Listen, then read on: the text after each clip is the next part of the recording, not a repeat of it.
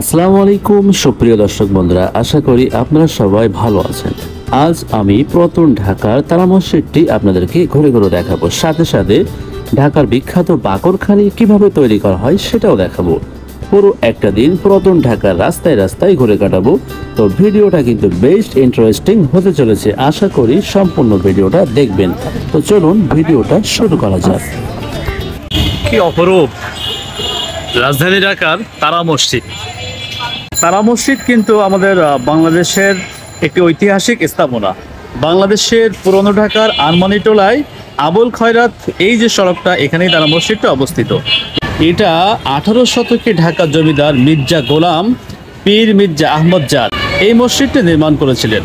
তারা মসজিদে আরও কিছু প্রচলিত নাম কিন্তু রয়েছে, যেমন মির্জা গোলাম পীরের মসজিদ বা সিতারা মসজিদ। যাই হোক, এই তারা মসজিদটা 17 শতকে দিল্লি, আগ্রা ও লাহোরে নির্মিত মোগল স্থাপত্য শৈলী অনুসরণে এই মসজিদটি নির্মাণ করা হয়েছিল। মসজিদের কোথায়ও তৈরির সময় উল্লেখ নেই বলে কবে এই মসজিদটি নির্মাণ করা হয় তার সুস্পষ্ট কোনো নথি পাওয়া যায়নি। তবে এই তারা মসজিদটি তৈরির পর 1860 খ্রিস্টাব্দে মির্জা গোলাম পীর মৃত্যুবরণ করেন। তো চলুন আপনাদেরকে রাজধানী ঢাকার এই আরমানিটোলা তারা মসজিদটি একটু ঘুরিয়ে ঘুরিয়ে দেখি। দেখুন কত নিখুঁত, সেই কত শতক বছর আগের পুরাতন আমাদের রাজধানী ঢাকার এই তারা মসজিদটি।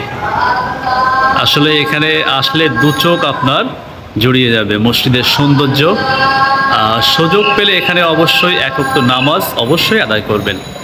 তারা মসজিদে না আসলে আপনি বুঝবেন না যে তারা মসজিদটা কতটা চমৎকার। আর সব থেকে বড় কথা, এর ইতিহাস কিন্তু অনেক বছর, বলা যায় প্রায় 3 শতকের বেশি এর ইতিহাস কিন্তু একদম জড়িয়ে আছে।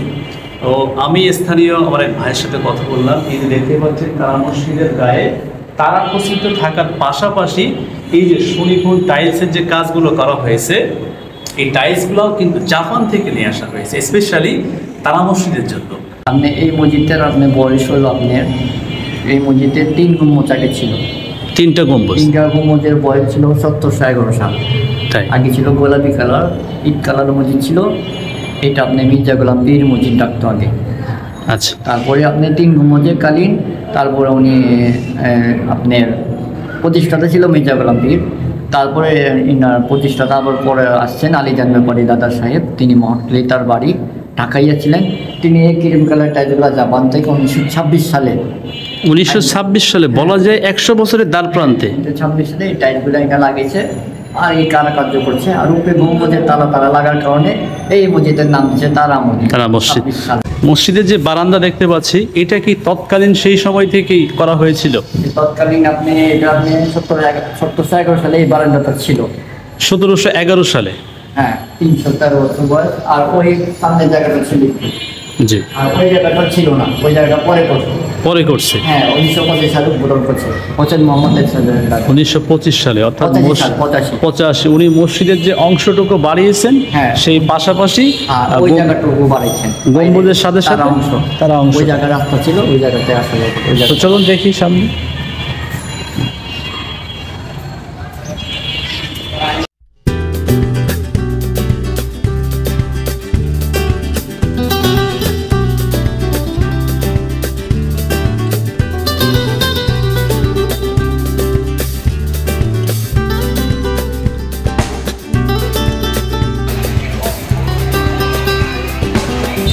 আমরা ঘুরতে ঘুরতে পুরান ঢাকার ঐতিহাসিক যে বাকরখানি, এটা কিভাবে তৈরি হয় এবং এটা আমরা কিন্তু খেয়ে একটু দেখবো স্বাদটা কেমন হয়।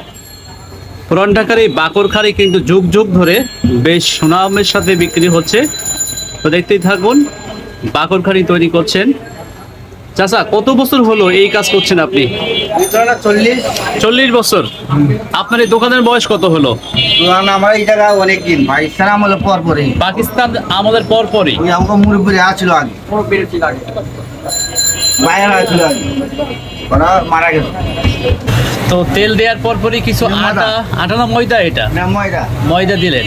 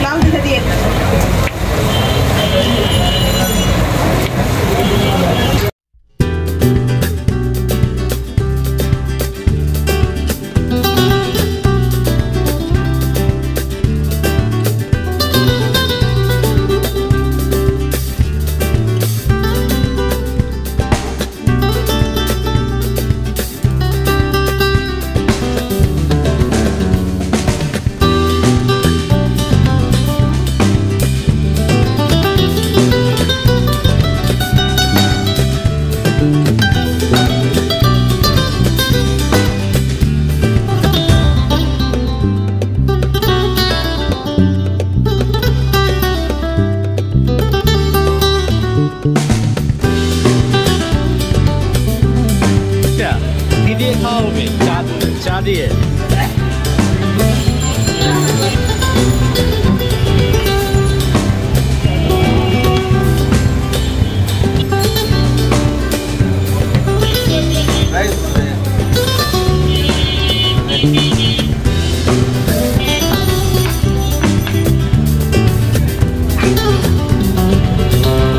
দেখতেই পাচ্ছেন ইলেকট্রিক যে মেশিন আছে যুগের সাথে সাথে পরিবর্তন হয়েছে। হ্যাঁ সুন্দর, ওকে ঠিক আছে। মোটামুটি আটা মিক্সিং শেষ হয়ে গেল, তারপরে হাতের ইশারায় খুবই চমৎকারভাবে এই বাকরখানি তৈরি হওয়া শেষে ইলেকট্রিক যে মেশিনটা আছে সেটার ভিতরে দিলেই কিন্তু তৈরি হয়ে যাচ্ছে পুরান ঢাকার ঐতিহ্যবাহী বাকরখানি। বাকরখানি তৈরি হয়ে গেছে। বাবু ভাই এখন খাবেন। বাবু ভাই খান, স্বাদ কেমন ভাই? অনেক মজা না? পুরান ঢাকার ঐতিহ্যবাহী যে খাবারগুলো আছে বাকরখানি তার ভিতরে অন্যতম। ঢাকাইয়ারা চা দিয়ে খায়। ঢাকাইরা চা দিয়ে খায়, অনেকে বলছে মাংস দিয়ে খায়, ডিফারেন্ট একটা টেস্ট পাওয়া যায় গরু মাংস দিয়ে স্পেশালি। ঐতিহ্যবাহী এবং স্পেশাল বাকরখানি খেয়ে দেখি স্বাদটা কেমন। অনেক মজা, তবে চা দিয়ে খেলে স্পেশাল যে স্বাদটা পাওয়া যায় যারা মাংস প্রিয় তাদের জন্য কিন্তু গরু মাংসের কালা বোনা বা ইত্যাদি অন্যান্য মাংস দিয়ে খেতে পারলে বেস্ট হয়। মসজিদের ঠিক পাশের গলিতেই রুহুল আমিন ভাই ভাই এই দোকান চালাইতেছেন কত বছর হলো? 9 বছর। 9 বছর। চাচা এই যে তোমার কাপ।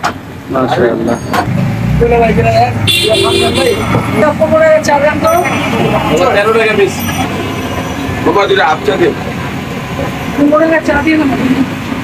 খেয়ে দেখেন চা কেমন ভাইজান? এই দোকানে চা ছাড়া চা তাই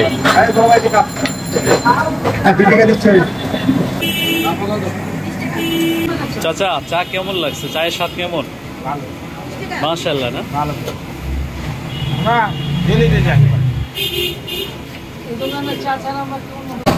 চা তো খাওয়ালেন মাশাআল্লাহ। আমাদের রাজধানী শহর ঢাকার আসলে যেখানেই যে টাইপের খাবার আপনি খাবেন না কেন সব খাবারের স্বাদ কিন্তু মুখে লেগে থাকবে। এখানে কিন্তু এই সিস্টেমটা দেশের বাইরে বিশেষ করে মালয়েশিয়াতে কিন্তু এই সিস্টেমটা প্রচলিত আছে।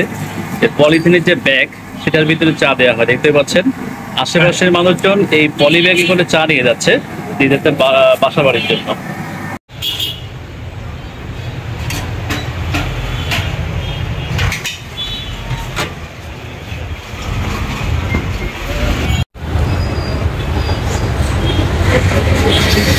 সাথে এক পিস আলু দেখতে পাচ্ছেন, লেবু আছে, হীরা আছে, এক পিস কাঁচা ঝাল বা কাঁচা লঙ্কা, মাংস আছে এক পিস।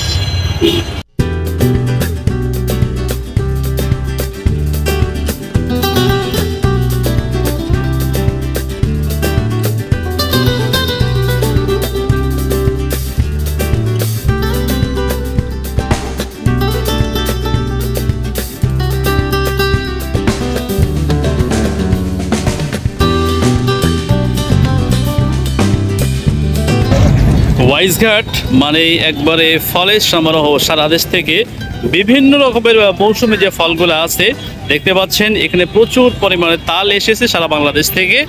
এটা রাজধানী ঢাকা সহ বিভিন্ন জায়গায় কিন্তু খুচরা পর্যায়ে চলে যাবে। তো রাজধানী ঢাকার এই সদরঘাট সংলগ্ন ওয়াইজঘাটে আম থেকে শুরু করে এবং আপেল, পেয়ারা, আঙুর, নাশপাতি থেকে শুরু করে সব রকমের ফল কিন্তু এই মোকামে পাওয়া যায়।